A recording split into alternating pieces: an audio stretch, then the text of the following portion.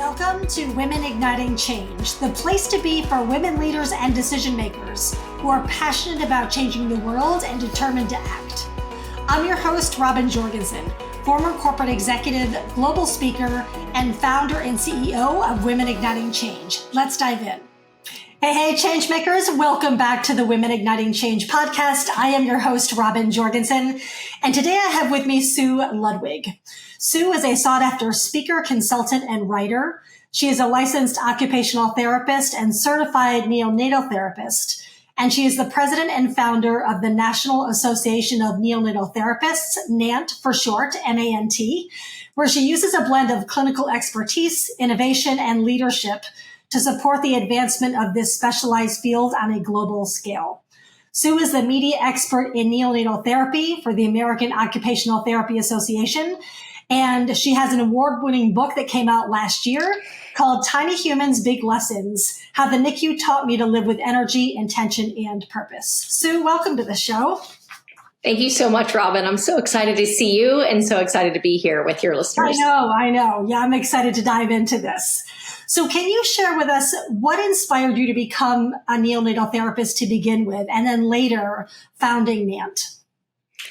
Yeah, so I'm an occupational therapist, like you said, and by education and training. And I had always been interested in the NICU starting in college because I had some nieces and nephews that were born prematurely. And so I saw sort of what that journey looked like for them. And then I was able to, on my internships in college, able to, get a little more glimpse of what it looked like to be an OT with babies in the NICU.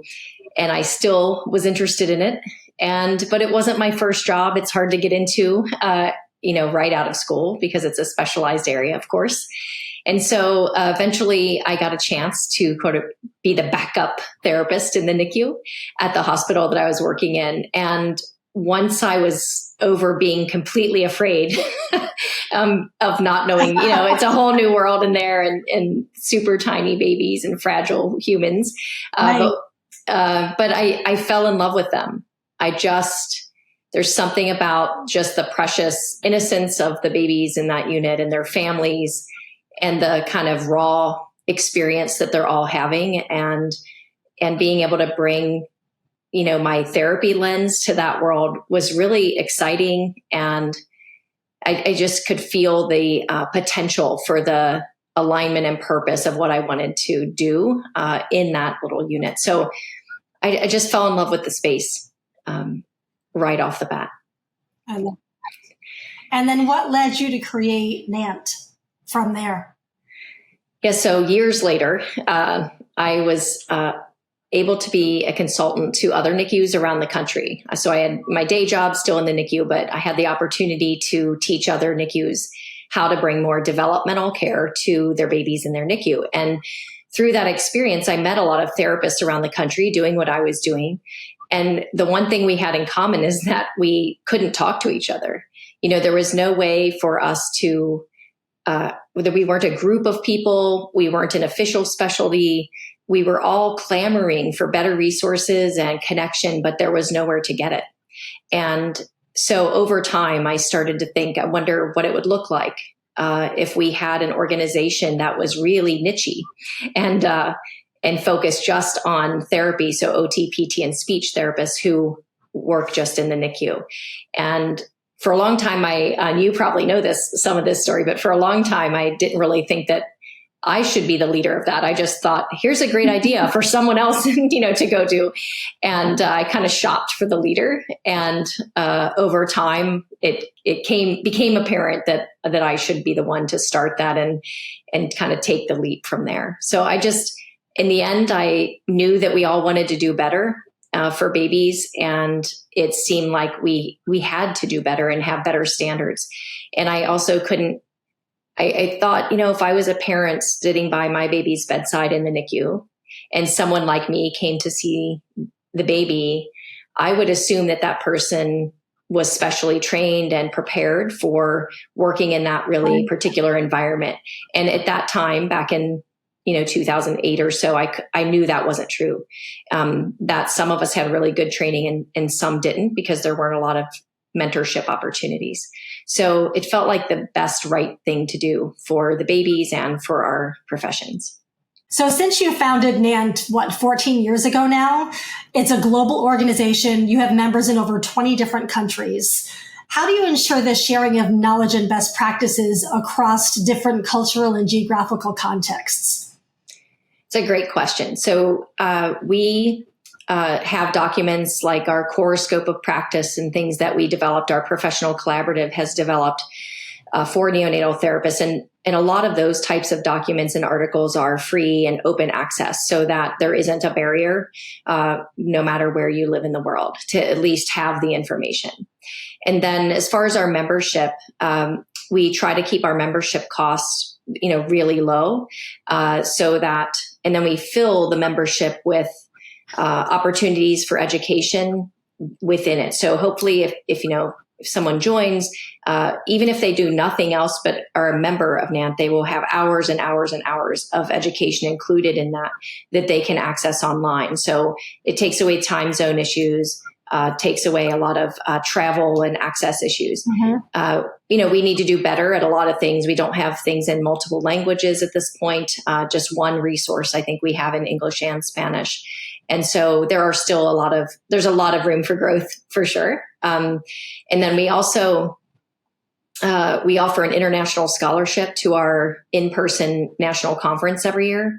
And so we do try to bring someone who, people apply for that, and we do offer tuition scholarships for that. So we've had people from all over the world be able to attend our conferences, and it's so inspiring to see what they do with that information. And they go back and sometimes they're the only neonatal therapist in their entire country so far. And they're really bringing that view and that skill set to NICUs, and then teaching other people in their own country from there. And it's just amazing to watch. It's really, really meaningful to me. Yeah. That's amazing. What do you see as the greatest challenge right now in the field of neonatal therapy, and how is NANT looking to address that? I think there are a few challenges. One kind of ongoing challenge in general is that we have this holistic developmental lens, and we're bringing it into into an intensive care unit. And so there have always been and will kind of probably continue to be just not issues really, but challenges with bringing that kind of lens into that very kind of high tech and medically oriented environment. And it's fun to me. That's part of also the fun is the surprise of when you can make those things work well together. It's like magic to me. But that's, I think, an ongoing challenge for all of us. I would say funding for ongoing research in bringing the science that backs up our practices, funding for that, and therapists who are trained in that specialty to do research that contributes to that body of knowledge. So really trying to grow both, funding avenues, which NANT isn't doing personally, but which we're trying to help seek out and connect people with, and then highlighting that science at our national conference as well. So tying all those pieces together will continue to be important to really support our practices. And then I think interpersonally, we do one unusual thing about us as a professional organization is that we serve 3 different professions. OT, PT, and speech are separate degrees, separate professions, and yet we share a lot of common ground. We do share a lot of core background and education, but we are distinctly unique as well. And so, I think we continue to learn, just as we do in every other adult therapy and other avenues for sure, how to work together, how to best support the patient with our unique lenses. And I know for sure that the babies receive the best care when all 3 professions are available. And I've always had a passion for making sure that we're equally represented in that space. Nice. Yeah. What is your vision for the future of NANT and neonatal therapy as a whole? The 5-year, the 10-year. I think, my big vision is just that there are skilled neonatal therapists in every NICU in the world, because I know the value of what what we bring to the medical team, to the families, and to the babies. And when we're able to really bring all of those skills, we do bring a huge support for that, to me, the ultimate vision, which is improving the developmental outcomes for babies and their quality of life, both their quality of life in that unit, like that day, what they're experiencing right then. We can help improve their experiences there, make them less stressful, more supportive, better for their brain development and things, but also looking to their future. So therapists are looking at the moment they're in, but always thinking of how will this affect this child's brain and sensory development, when they're in kindergarten, when they're 18, when they're an adult, Right. So I think the big vision has to include that, we are well prepared and skilled, but we are in at least access to us is in every unit in the world. Wow, that's a beautiful vision. Yeah, I'm gonna hold that for you as well. I love that. Thank you. So let's switch over to your book that came out last year. So I pretty much devoured this on Audible on numerous walks around my neighborhood, in the car, on my walks. It was truly incredible. So if for our listeners, Tiny Humans, Big Lessons, please go purchase this book. You will not be disappointed. So what motivated you to write the book, and what did you hope readers would take away when they read it? Well, first, thank you for reading it and for that feedback. That makes my day. So motivating me to write it, I've always loved sort of the intersection of healthcare and life, and like how they're, healthcare is such a microcosm of what's important when you really get down to the very end of life or the beginning of life, and all of that wrapped together. There's just so many important lessons there. And the NICU was always that way to me. I mean, just so many lessons that become normal to us when we work there, because, we all become used to what we live in every day. But when I kind of came to a place in my own life where I felt not like a premature baby, but I felt small, I felt fragile, I felt exhausted, I didn't have any energy, and all the things that they must experience on their level. Really what got me out of that place and continues to help me in life were the same observational skills, the same practices, and the same supports that we were providing babies in the NICU. And so I never put my own lens in the NICU on my own life until I really needed to. And then I was just blown away by how much symmetry there was, and how many really implementable lessons there were from what I was doing every day when I was working with babies to how I could weave that into my own life. And it was so transformational in my own life. I had to share it with other people. And that's really why I wanted to share it in a book. Because it was then the book would make it widely accessible instead of a talk or instead of something else. So, and I love to write. So it was a really fun experience for me. Can you share one or two of those broader life lessons from the book?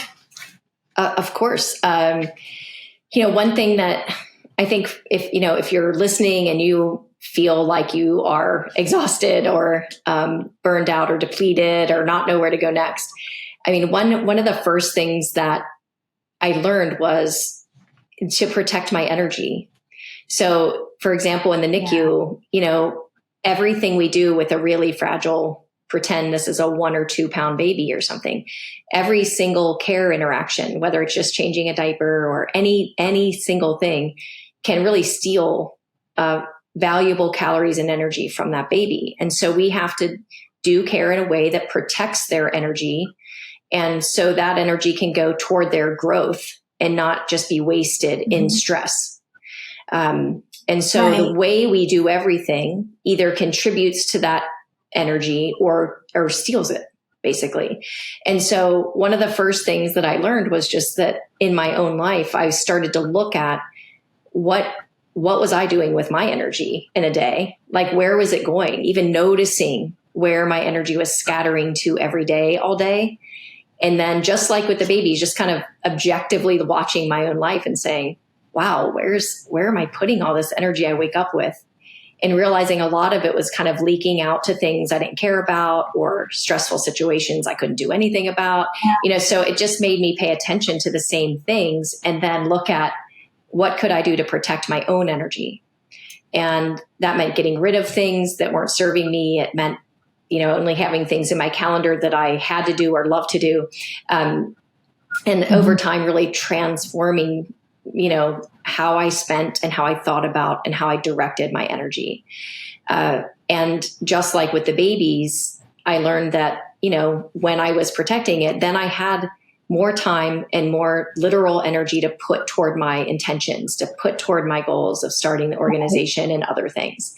So that was probably one of the first, real connections for me, as far as using that information and using my lens. And then, I'd say also we talk a lot in the NICU about alignment. And when we're talking about alignment in the NICU, it's really about how babies are positioned and helping their muscles and joints grow in a way that's normal instead of being pinned down by gravity or having a lot of muscle tightness from not being able to move against gravity at first and things. So we're always trying to tuck them into what, if you just picture fetal position, like tucked in a little ball. So we would consider that alignment for a baby. And we're always positioning them in that position so that they grow and develop normally. And I kind of took that alignment lesson too and thought, where is my life in alignment with only the most important goals and priorities?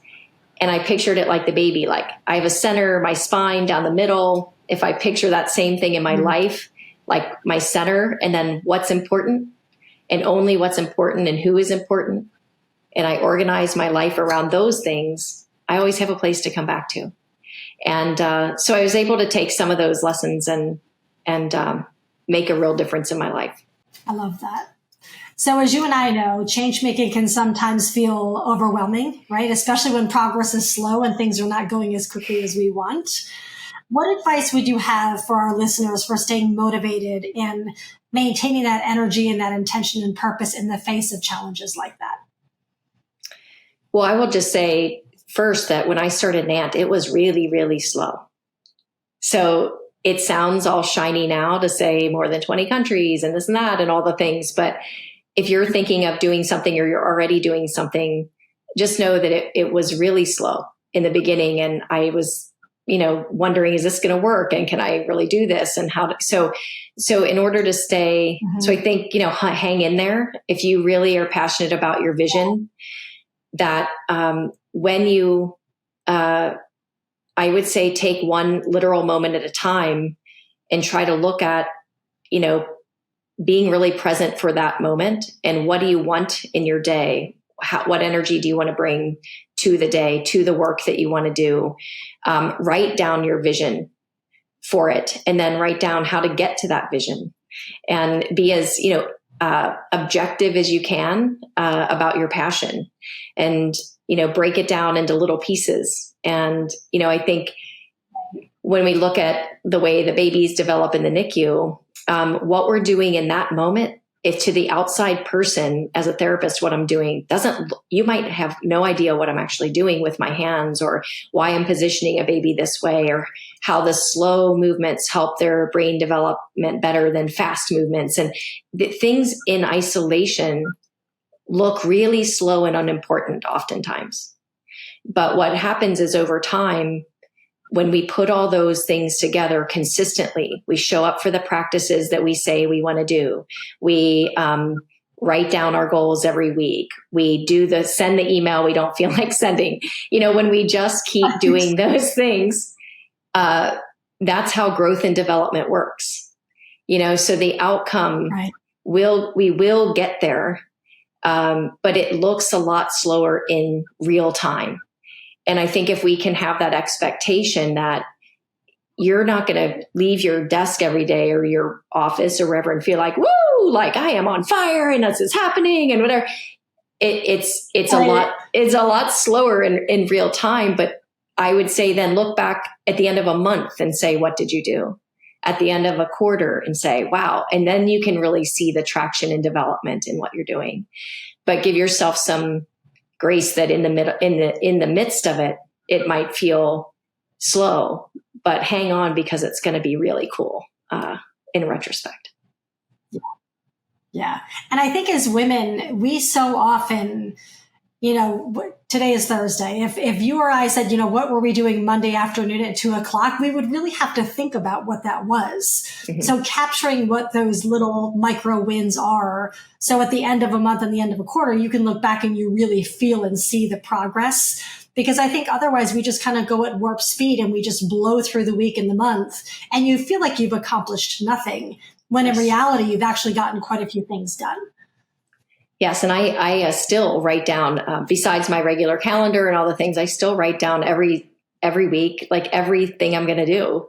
I do it every Sunday or Monday. And it sounds silly maybe, but it's really helpful, one, to get it all out of my head. So there's less anxiety on Sundays and Monday mornings, because it's not in my frontal lobe anymore. It's on a piece of paper. And then, crossing things off feels awesome. And then you can look back, and I have probably, I don't know, I keep them all. So from the beginning of NANT, 14 years, I have journals with my schedule in them, with my weekly list of things to do. And they're in my office here. And it's just such a cool, path to see when I look back. Sometimes I can't even remember what something was about from a long time ago, but it's like you said, over time, those little things that we've divided up and checked off our list, they become something, especially when we have like that anchor of the vision in mind the whole time. Yeah, absolutely. So you and I both know creating anything like this does not happen in a vacuum. Yes. So how have you enlisted the support of others in your mission around NANT? And what advice can you give our listeners about rallying people around their given cause, whatever that is for them?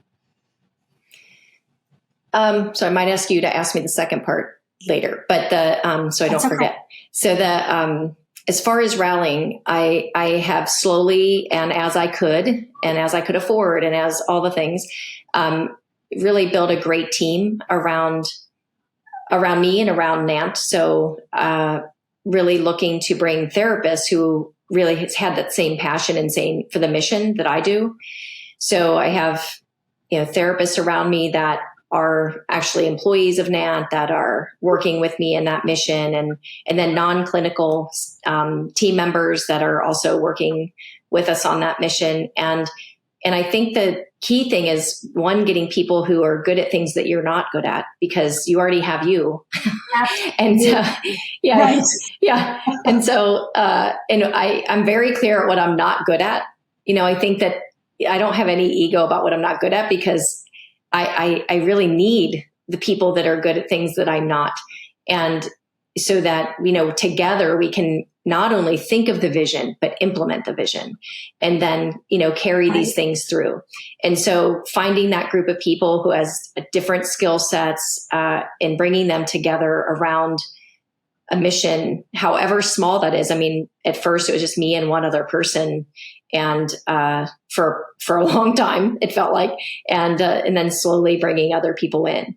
And then we've been able to, we have a lot of volunteer committees that, when people are really interested in a mission, there a lot of times people are very generous with their time and their abilities.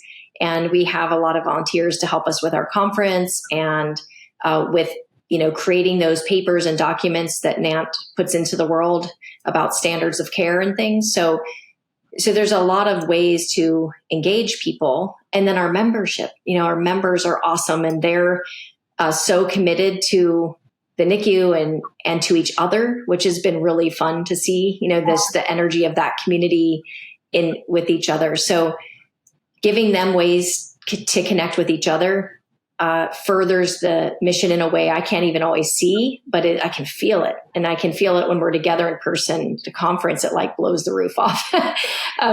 Their collective energy is really contagious. So, and then I always have had, almost always I've had a mentor. I feel like I really benefit from, Same. And it just, I always want someone to ask individually myself, somebody who's further ahead on some path than I am on, to say, what do you think of this? And what am I missing? And where do I go from this challenge or mistake? And I think that has been invaluable. It's saved me time, saved me money, and really helped me, forge a clearer path forward instead of feeling more scattered. So I love having a mentor, whether they're official or not. I would look for people in your space that are willing to give you some time or you pay them for your time, either one, and get that input. It's really important, I think, to have someone you can go to as the leader. Right. Before we went live with the interview, you mentioned a quote that your daughter had given you. Can you share that? Because I think it's so applicable here.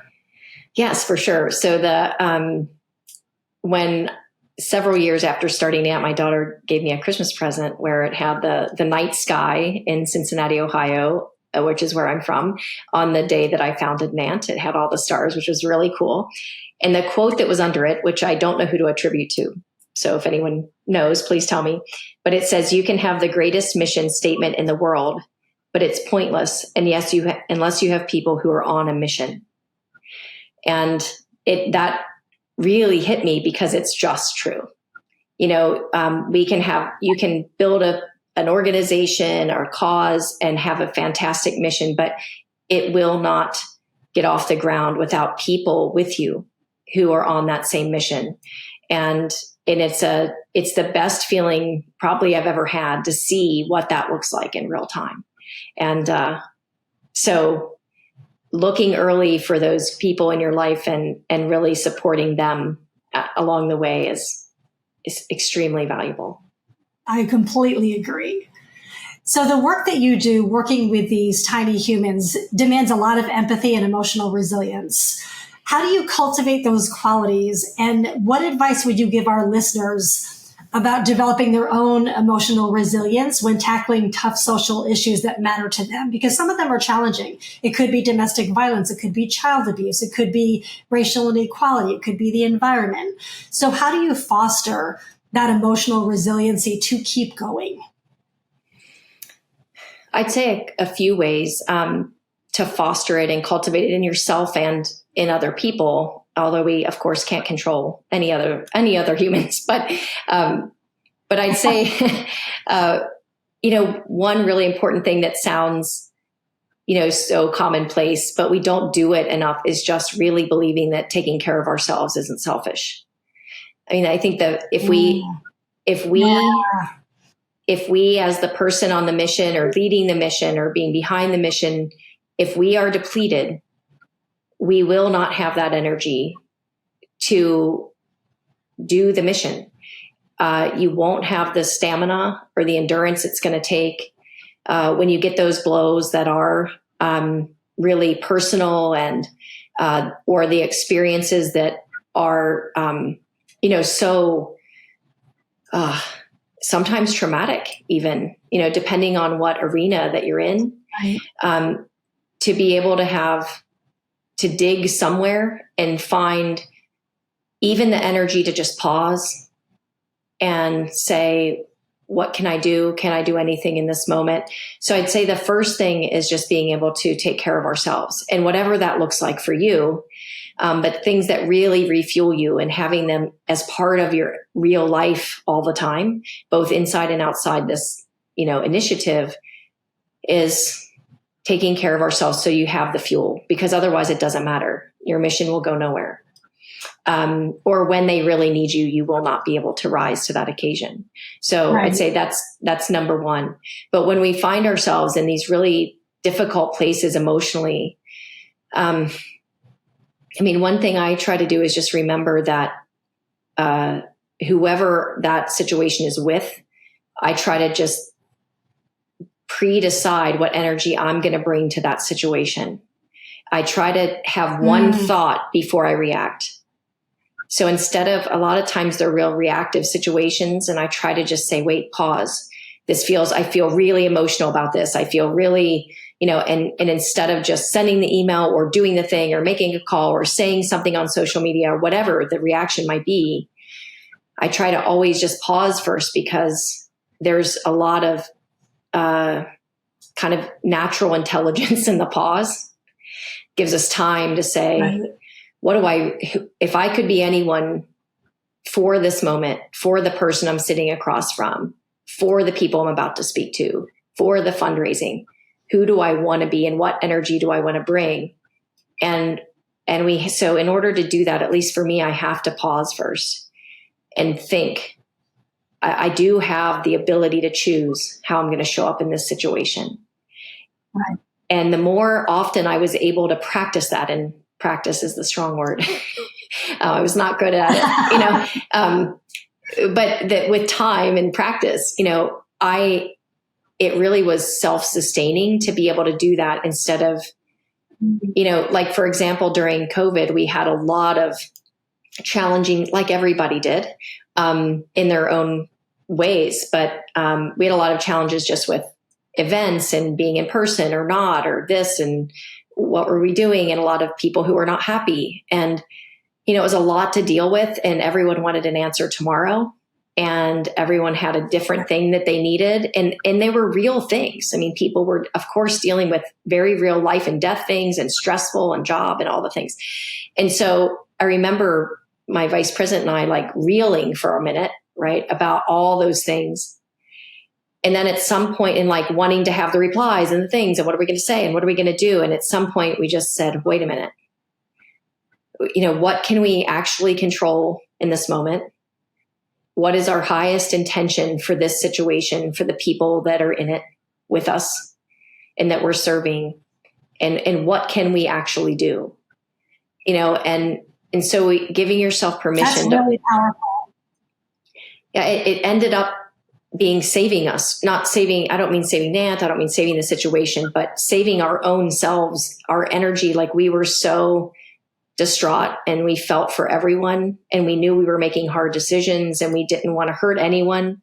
So just that pause, and controlling the controllables, and deciding what we could do moving forward with that highest intention, and doing that over and over, I think is a constant lesson, because how things are, they show up differently the next time.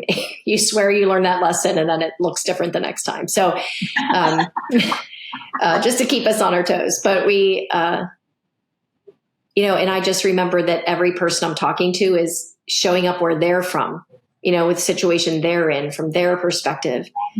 And so to be compassionate for myself, if the more compassionate I am to my own self, the more capacity I have for other people. And if I'm really hard on myself and I have no self-compassion, I likely won't find real, honest compassion for other people either.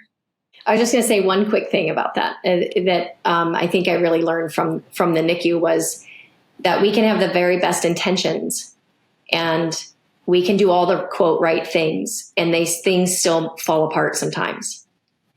And to understand that our intentions aren't guaranteed. It's just how we keep showing up for them that matters. So I think there can be a lot of shame around, like, but I intended well and I did all the right things, and then it didn't work.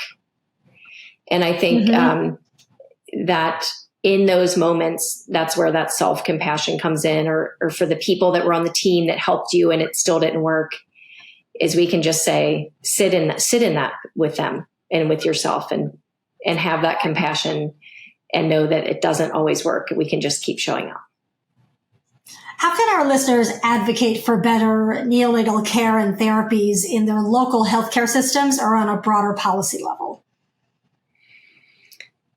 In their local healthcare, I'd say sometimes there are things at the state level, if we're paying attention in your own state, that may or may not welcome feedback from constituents in the state about maternal health care and access to care and things. So I would say in general, for all mother-baby care, to just kind of pay attention to those issues.